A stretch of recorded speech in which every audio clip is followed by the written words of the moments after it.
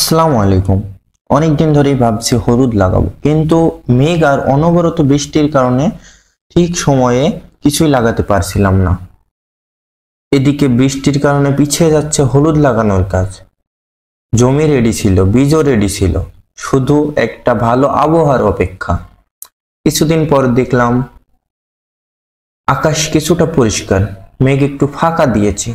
আমরাও আর দেরি না করে হলুদ লাগানোর যাবতীয় জিনিস নিয়ে চলে গেলাম হলুদ লাগানোর জন্য।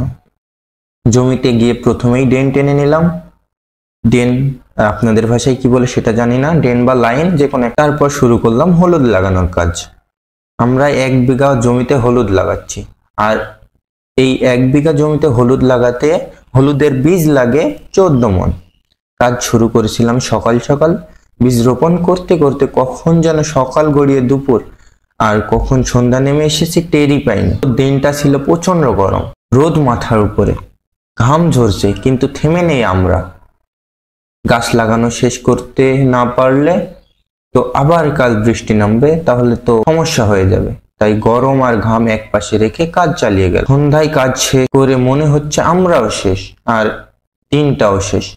তবু একটা শান্তি, আজকে অন্তত হলুদ লাগানোর কাজটা সম্পন্ন করতে পারলাম। এই ছিল একদিনের হলুদ লাগানোর পরিশ্রম আর বাস্তব অভিজ্ঞতা। আশা করি এই ভিডিওটা দেখে আপনারাও অনুপ্রাণিত হবেন নিজের জমিতে হলুদ লাগাতে। ভিডিওটি ভালো লাগলে একটা লাইক দেন, কমেন্ট করে জানান আপনাদের মতামত।